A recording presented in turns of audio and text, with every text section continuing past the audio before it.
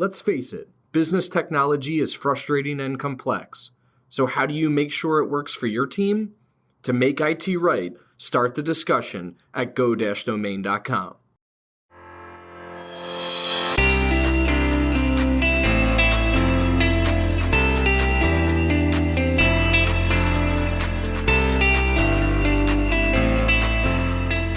You're listening to Discussions by Domain, a podcast for business leaders.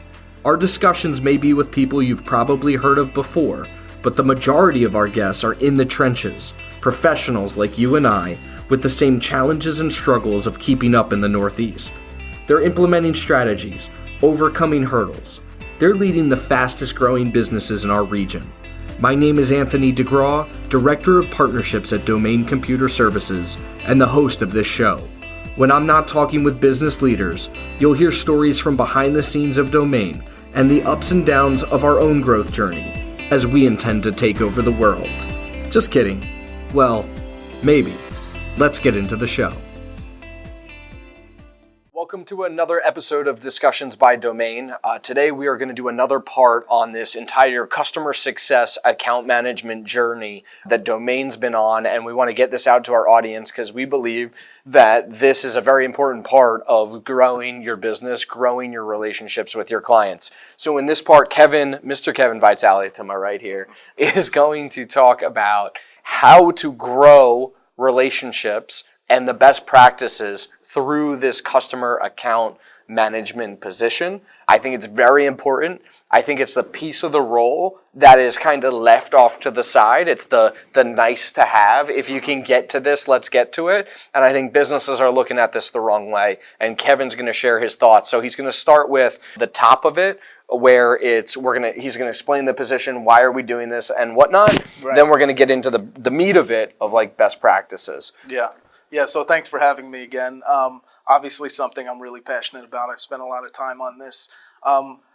Basically, as an account manager or customer success, whatever you want to call it, you're in a extremely important position to kind of grow that relationship. And that is really everything when you're thinking in terms of a service provider. That's everything that's built in your organization is in that relationship, right? Yeah. So it's a very important role. But basically, when people think about growing the relationship, it's always maybe giving them things they don't need is how you kind of incorporate it, because that's how you're going to make more money.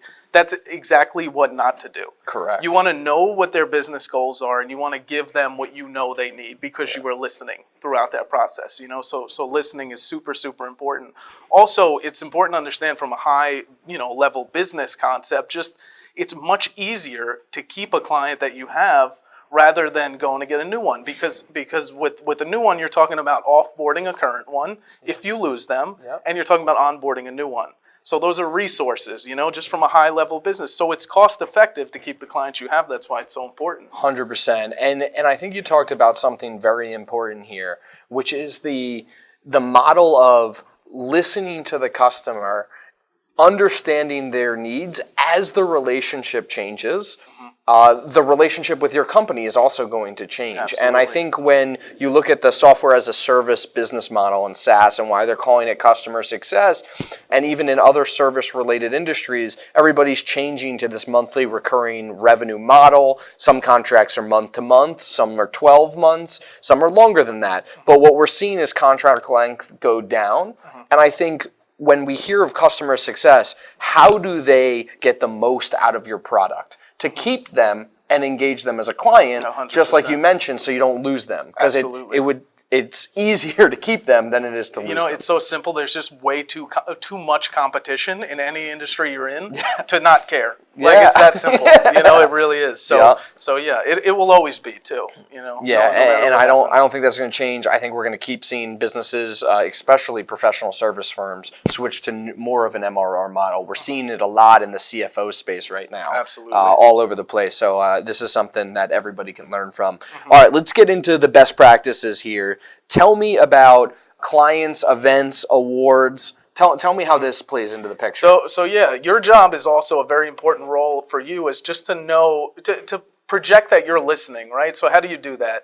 I know as a goal for a lot of the businesses we in particular work with, it's being on social media. Everybody knows that you have to be there and you're trying to grow your audience, right? So what is the best thing you could do as an account manager is to be on those platforms and be promoting the businesses that you're working with. Yeah. Because you know that that's one of their goals, right? So hop on there, promote them, be an ambassador. Yeah. That's who you are, whether it's outward, whether you're on social media promoting your clients now or even internally to your team, you are their ambassador technically. If that's how you have to look at it. Yeah. So that's a super important thing. And Kevin, before he came over to the sales and marketing side of the house and was in this account management role, I would get comments all the time from my clients saying, "Hey, who's Kevin? Where's he coming from? How is he on my stuff? Tell him thank you for leaving that comment or sharing my post." And so I can tell you from the sales side why you would want to help your account management customer success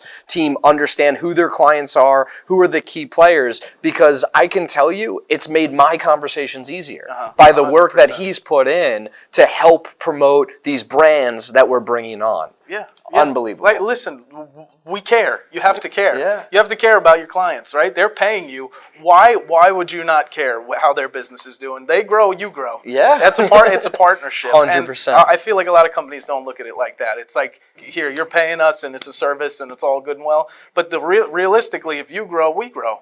So why not? And I think people understand that and talk about it conceptually, but they don't actually execute 100%. On it. And that's why we're doing this. Yeah. All right, point number 2, know your client's goals and set up ongoing reporting. Mm-hmm. What does that mean? Yeah, so this basically, you have to have, in order to be held accountable for anything, you have to set up some kind of reporting that tells you where you were and where you're going. Yeah. And if you don't have that, you never could be held accountable because you don't know. Yeah. How do you know that the service, as a client, how do you know that the services that they paid you for are getting done well? How do you know if it's moving the needle? You have to set up that reporting so that you can kind of track, milestones as it goes. Correct. So. And obviously that's individualized for every single business, every single engagement. But what were some of the key ones that you saw where clients really respected that you were keeping track of a certain thing and they didn't even know things were improving? No, absolutely. So I know in a lot of cases, some clients have a tough time. When you're hiring a lot of employees, it's tough to just keep hiring, and everybody's kind of got a different setup as it's going. So what do? We set up with our network administrators, is what they're called, to have you build a checklist of what do these clients need, and make sure that checklist lines up with their expectations for these new people as time goes on. Yeah. And you have to check this every single time. Another big one is a CSAT score, customer satisfaction.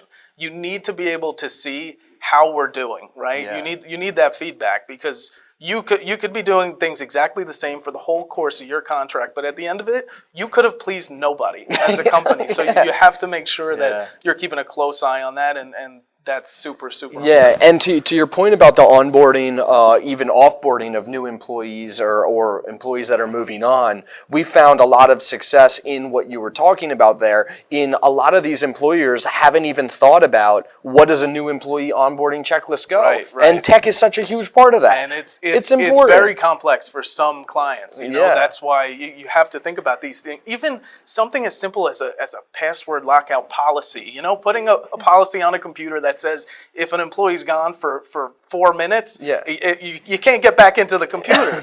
You need little things like that. You need somebody to be thinking exactly. About and then on the end side, as an employee leaves or moves on to another role, it's how do you secure your organization? That's one of the biggest vulnerabilities. 100%. And the miscommunication. When I was in the insurance space, we used to talk about this all the time. The miscommunication between IT, information technology, and HR was amazing. Yeah. There was this massive gap. Yep. Nobody from HR or leadership would tell IT that somebody left. And meanwhile, all their credentials, all this is out there. So this is a very important part of customer success. Not only are you improving potentially security based on the service you're providing, but the employee experience and making yourself look good. You're more mature. Absolutely. You have to. You have to.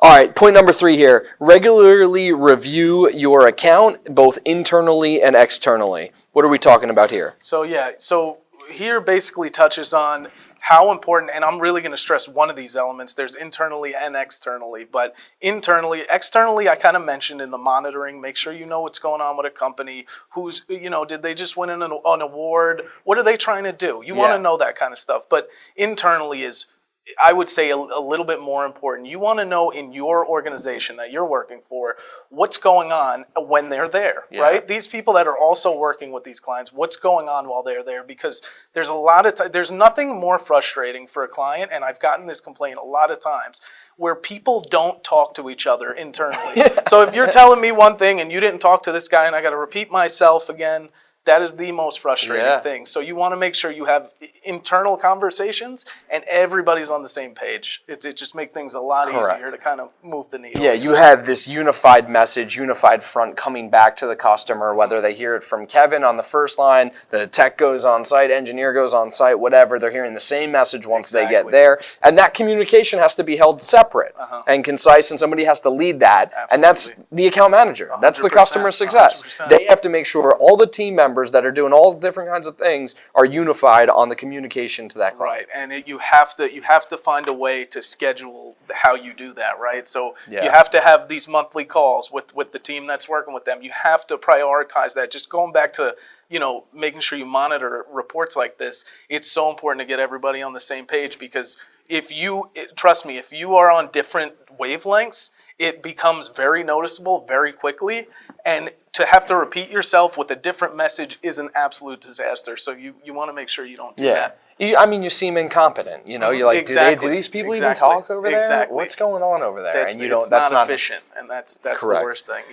All right, last point here, we have maintain a list of out-of-scope requests internally. So when we say out-of-scope, we mean the engagement we talked about, we signed up for, the things you're now asking me for are not included in that engagement. Right. And you're talking about tracking that internally. 100%, because you're going to know, maybe you're going to find these little holes in the agreement that maybe weren't in there, and that they care about. You have to, and when I say track them, I mean literally write them down somewhere, save them, organize it, because when you're looking for other things that they need, that this list that you made has all of them.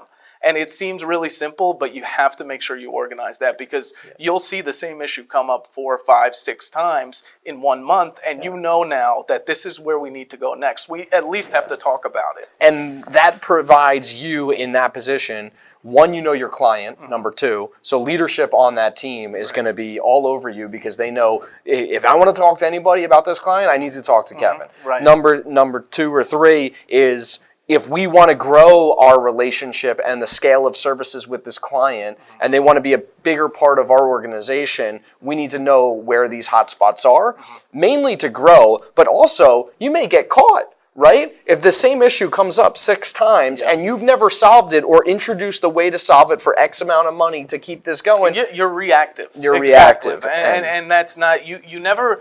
You shouldn't really get a ton of credit for just being reactive, because that's not impressive whatsoever. If you're proactive and that what the problems are, here's what we think would be a good way to fix it, that gets a lot more respect, and reasonably so. Correct. Correct. And they're happy to pay you for it. Exactly. Because you're solving their problem. 100%. All right.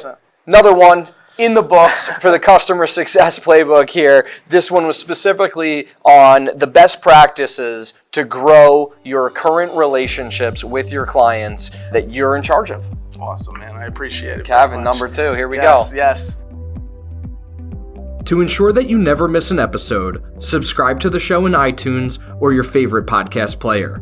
This guarantees that every episode will get delivered directly to your device. To help us get the word out, share with a friend, leave a review, and check out our discussions on the web at go-domain.com/podcast. Thank you so much for listening. Until next time.